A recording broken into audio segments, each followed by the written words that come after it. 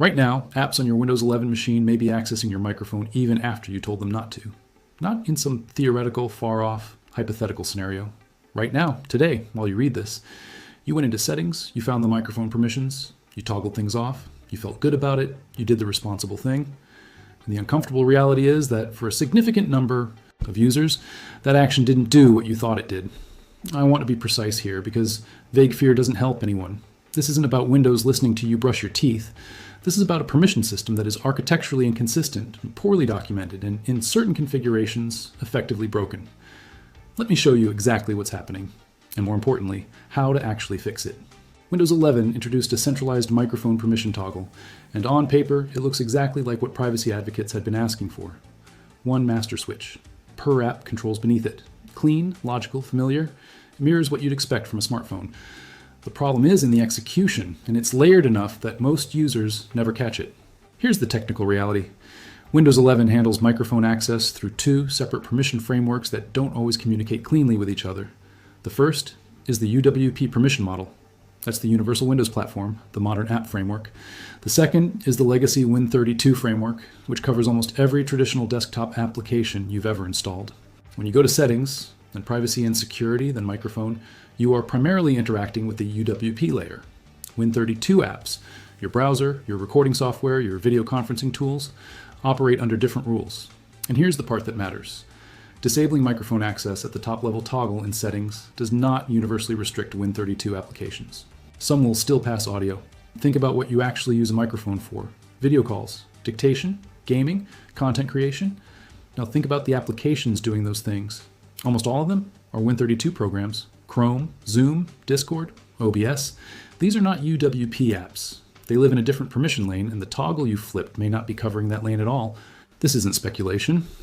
Security researcher Zach Edwards published findings in 2024 documenting the inconsistency between Windows 11's permission UI and actual device-level access behavior, noting that several categories of apps could initialize audio hardware without triggering the system-level consent prompt. Separately, the Electronic Frontier Foundation's ongoing surveillance self-defense project specifically flags Windows microphone architecture as a weak point, recommending device-level controls rather than OS-level toggles for users with serious privacy requirements. And an independent testing conducted by the privacy audit firm Privacy Guides, which you can find in their Windows 11 documentation.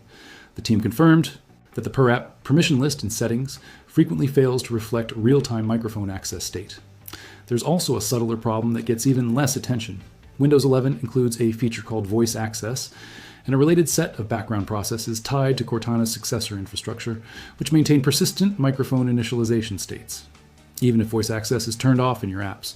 List, the underlying service, may retain audio device handle access. You can verify this yourself. Open Task Manager, go to the Performance tab, then open Resource Monitor. Click on the CPU tab and look at the associated handles for processes like speechruntime.exe or runtimebroker.exe. On many machines, these processes show audio device handles even when you believe microphone access is fully disabled. Stay with me here, because this next part matters for understanding the full picture.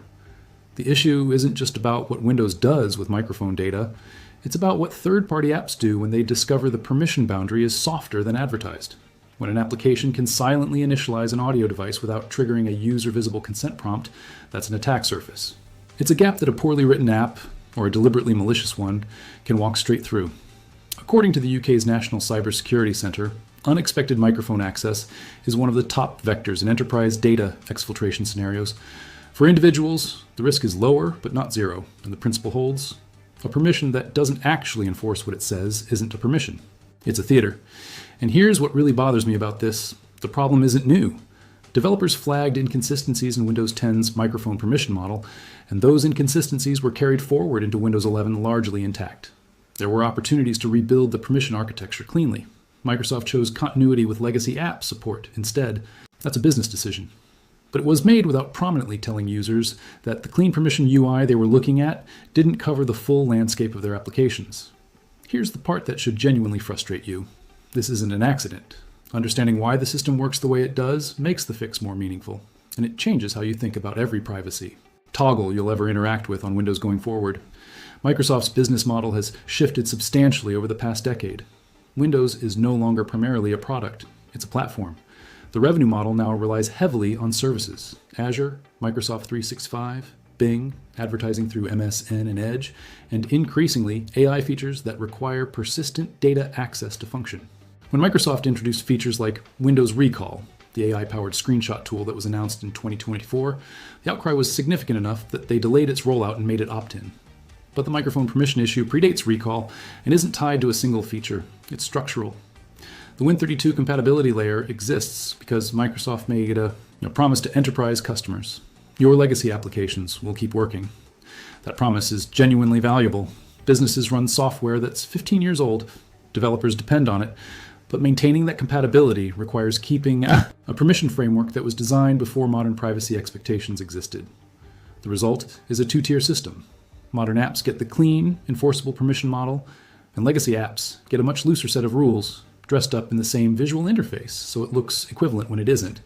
It's like being handed two keys to what looks like the same lock. One key actually engages the deadbolt, the other turns in the cylinder but never catches. Both look identical from the outside. You'd never know unless you tested the door. When I dug into this, I found that Microsoft's own developer documentation, buried in the Win32 Audio API reference, explicitly notes that Win32 applications access audio devices directly through the Windows Audio Session API, known as WASAPI, and that this access pathway is separate from the privacy consent framework.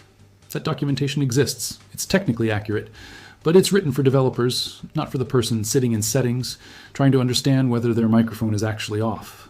The gap between what the UI communicates and what the documentation admits is the problem. Now, I want to be fair here. Microsoft is not the only company with this kind of gap between privacy UI and actual enforcement. Apple's macOS has had its own documented inconsistencies. Android's permission model has been criticized for similar reasons. This is an industry-wide failure to prioritize privacy enforcement over developer convenience. But Windows has by far the largest install base among desktop operating systems, which means the blast radius of this particular failure is enormous. If you've ever felt like something was off, like you toggled the right switches and still felt uneasy, you were right. Your instincts were correct. The UI was giving you confidence that the underlying system wasn't fully backing up. So let's actually fix that. All right, let's actually fix this. And I'm going to give you 4 layers of protection, not just one toggle. Each layer addresses a different part of the problem we've been discussing. You can implement all 4 or choose the ones that match your threat level. I'll tell you what each one costs in time and whether it breaks anything. Fix the settings permissions properly. This sounds obvious, but most people do it wrong. Press Windows plus I to open settings. Go to Privacy and Security, then Microphone. First, confirm the master toggle at the top says Microphone Access On. This needs to be on for the per-app controls beneath it to even be readable by the system. Then scroll through every app listed. Toggle off anything you don't actively use for voice. But here's the part most guides skip. Scroll all the way to the bottom of that list and look for the section labeled Let Desktop Apps Access Your Microphone. This is the Win32 bridge. Turn it off entirely if you don't need any desktop application to use your microphone, or leave it on and understand that it is a blanket permission for all Win32 apps regardless of what individual toggles say above it. Most people don't even know this option exists. That single setting is where the permission inconsistency lives. Takes 2 minutes, costs nothing. Breaks microphone access in desktop apps, which is the point if you want real control. Disable the speech services running in the background. Press Windows plus R, type services.msc, and hit Enter. In the services list, find Windows Speech Recognition and Speech Runtime if it appears. Right-click each one, select Properties, and change the startup type to Disabled, then click Stop if they're currently running. This eliminates the persistent audio handle issue I mentioned earlier. The speech runtime .exe process that maintains microphone initialization even when you think everything is off. Takes about 5 minutes. Does break Windows voice access and speech-to-text dictation features. If you use those, skip this layer or create a second user account where they're disabled. Use a third-party permission monitor to catch what Windows doesn't tell you. The tool I recommend here is called Privacy Cleaner Pro on the paid end or the free alternative.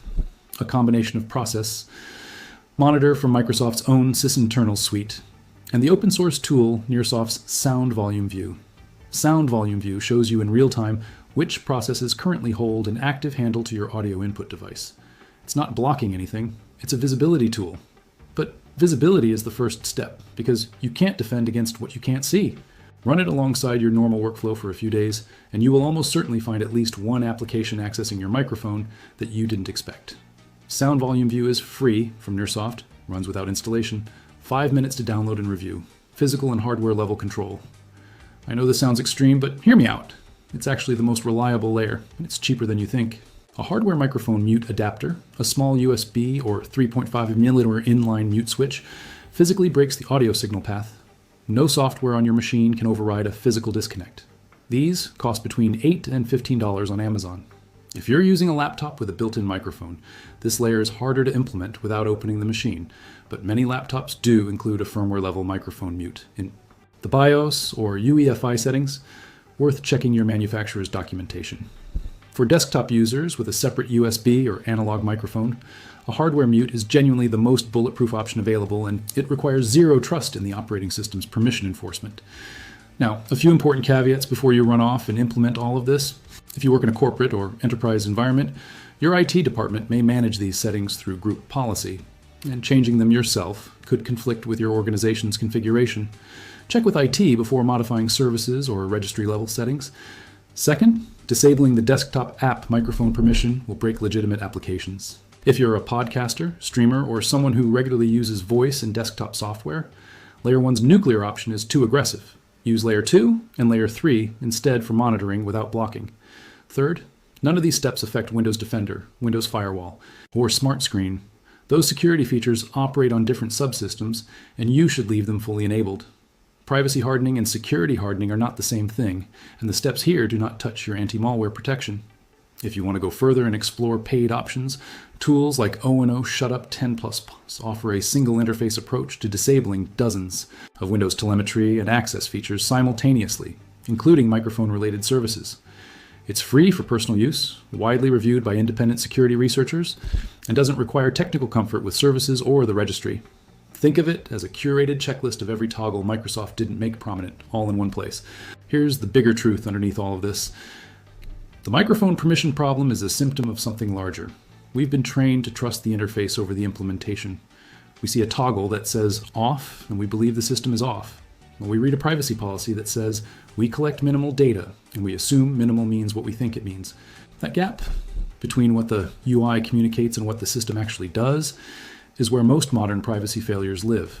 Not in dramatic hacks, not in government surveillance programs.